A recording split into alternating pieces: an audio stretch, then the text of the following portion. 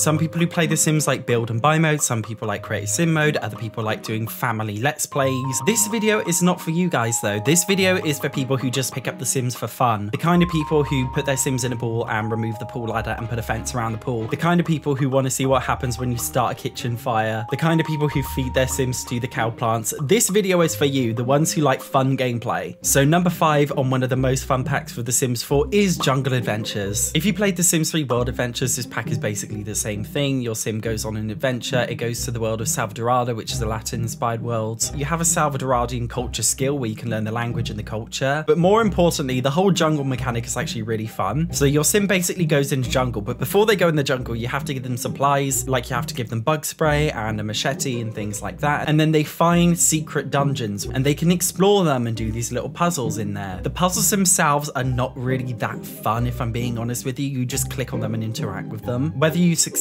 or not at figuring out the puzzle depends on your Sim's skills. So for example, if they have a high handiness skill, then they're able to sort out some of the more mechanical puzzles easier. The main goal of your Sims exploring the dungeons and temples is that they can find relics and they can find totems and artifacts, which they can all decipher and figure out their worth. Sometimes you get things that are worth lots of money. You can sell them for lots of money. Other times you can actually find like cursed totem style objects, which when you use them, you can put curses on your own Sim or other Sims, which is really, really cool. And the great thing is there are actually different temples. So there are 5 different temples in the game pack. Every time you return, you can unlock like a different area. So it's got replayability value. The reason why it's 5 on the list is because it only has one world and the dungeon mechanic doesn't really require much thought from you as a player. Get Famous is number 4 on the list. Get Famous is really, really fun. The celebrity system is really well thought out. You can either be a 1-star up to a 5-star celebrity, and in order to get fame points to be a celebrity, you just have to do different actions, which are cross-pack compatible, by the way. Once you're a celebrity, you can earn celebrity points. Now, these points can be used to get celebrity quirks, which are kind of like different skills. These skills can be used for things like boosting their fame more easily or keeping paparazzi and fans away from them. There are also some negative effects as well, though, with being a celebrity. Negative quirks which come with you in your celebrity image, which by the way can change. It's not just like you're famous and that's it. You can either have a good reputation or a bad reputation depending on what you do in the public as a celebrity, which I just think is a really, really cool feature. That aside, it does come with an acting skill, which again is pretty cool. The only reason why it's number 4 on the list is because the world itself that comes with it is quite small and the Create a Sim stuff isn't really that good. Like there aren't very many kind of Hollywood style celebrity outfits that you would think come with a pack like this. Most of the Create a Sim is just like movie set stuff because it comes with the acting career. But still, it is a really fun pack and it's one of my favorite gameplay things to do when I'm just playing for a bit of fun. At number 3, we have Strangerville. This pack has received a lot of negative press from Sims fans and I'm honestly so surprised because it's a really fun pack. Unlike the other packs, Strangerville follows a specific story mode. It's a very linear story in the world. I won't reveal the story or spoil the story, but you basically just follow it through, kind of like Minecraft story mode if you've ever played that or seen other people play it. I guess the game pack does lack a little bit of replayability because once you've done it once then you don't really need to do it again, but it's a really, really fun way to play The Sims because it's very unique. It kind of runs a little bit like an RPG style game, which I kind of like. It's also just like really crazy. Like The Sims walk around like zombies. It's got a Wild West theme. I'm not going to reveal too much or spoil too much about this pack, but if you just want to mess around and play The Sims for a bit of fun, then honestly, I think this pack is really, really cool. At number 2, we have Realm of Magic. Realm of Magic is literally my favorite game pack in the entire game. It is so much fun. It comes with a world which is quite small, but it's a game pack, so it's fine. In the world, there's like this secret portal, and when you walk through it, you go into a secret magic world. The magic world basically has a lot, kind of like a academy style lot, which is like a magic academy where you can go and learn different types of magic. There are 3 main types of magic in the game, which are practical magic, mischief magic, and untamed magic. So practical magic is just doing things like you can repair something with your magic, or you can cook a meal with your magic. It's actually really useful. The mischief magic is what it says it is. You can do things just like prank other Sims with it. It's pretty fun. And then the untamed magic is kind of like the ultimate magic, like setting things on fire, electrocuting your Sims. It's actually a really fun way to kind of sadistically torture your Sims. It also comes with an alchemy skill, so you can like level up in that and you can mix different things in a cauldron and make different kinds of potions. They have broomsticks and wands. And again, with the celebrities, it comes with like a skill system that you can level up and unlock different things which help you as a spellcaster, which again is really, really fun. If you just like messing around in The Sims and playing around with different kind of magic spells, then this pack is so fun. Before we get to number 1, I have a couple of honorable mentions. The first honorable mention goes to the Vampires pack. Again, this is very, very similar to Realm of Magic in that it's an occult sim. You've got really different cool kind of gameplay aspects that come with being a vampire. It has a skill tree system, and the vampire world is actually really, really cool. I just didn't want to give it a main spot in the top 5 because I don't think it was as well-rounded enough as Realm of Magic. The second honorable mention goes to the Extreme Violence mod. The reason why this is an honorable mention is because it's not official. It's a mod which you can only get on PC, and obviously it's an 18+ thing. It basically gives your sim all of these different extreme violence interactions. There are some really quirky ones like choking on a grilled cheese. It's basically like a sadistic murder pack, but it sounds like a psychopath me saying it, but honestly it is really, really fun to play with. I definitely recommend getting it for your game if you're over 18 and you have it on PC. But the number one spot of my favorite ever pack for The Sims 4 for having a lot of fun is the Paranormal Stuff Pack. This was the latest release stuff pack, so not that many people actually know about it. It's another kind of magic pack, but not in the same way of Realm of Magic. It's more of just like a spooky, ghostly pack. The reason why I love this pack is just how much content there is in there. We have to remember that stuff packs, apart from kits, are basically the cheapest kind of pack. Usually I find that stuff packs are bad value for money because even though they're cheap, they just don't come with that much stuff. But this pack has so much stuff in it, it's amazing. It comes with the medium skill, which is also a career. So you basically get a table with a crystal ball on it and you do all this spooky heebie-jeebie stuff. It's very New Orleans inspired, that kind of style of jazzy American witchcraft. There's a really fit ghost called Guidry the Ghost who looks like Johnny Depp, and he kind of works like a tutorial. So he comes to your house and he gives you guides on like exactly what to do. Basically, you summon spirits and all of these little sprites come in your house, and you basically have to try and get rid of them like a ghost hunter, essentially. It is so much fun, but that is not the best part of this pack because there is so much more to it. The next best thing you can get with the pack is summoning Bonehilda. If you don't know, Bonehilda is a skeletal maid. She works in the same way as a normal maid does in The Sims, but she's a skeleton, which is so cool. She is so iconic. She is such a baddie. And the next thing I love about this pack is the Haunted House lot trait. So in The Sims 4, we have different lot traits, which basically affects the properties of the house that you live in. The Haunted House lot trait just makes everything so manic and chaotic. You can have ghosts living in your house. You can have weird sculptures and spiritual symbols appearing in your house, and it's really, really creepy. You can have ghosts coming up all over the place. It is so fun and chaotic. And the fact that it's only a stuff pack as well is insane because it is such good value for money. If you're one of these people who just plays The Sims on and off and you're not really a hardcore fan, you don't want to waste so much money on packs, this pack is honestly so much fun for such a low price. Which brings me on to my next point, which is please do not buy any of the packs I've recommended at full price. None of the Sims 4 packs are worth it at full price, I promise you. Please only ever buy them on sale. Expansion packs are usually 50% off, game packs are usually around 30% off, and stuff packs are usually around 10 to 20% off, but please do wait to the sale. The sales happen all the time. In fact, there is a sale on right now, so if you want to buy the packs, go.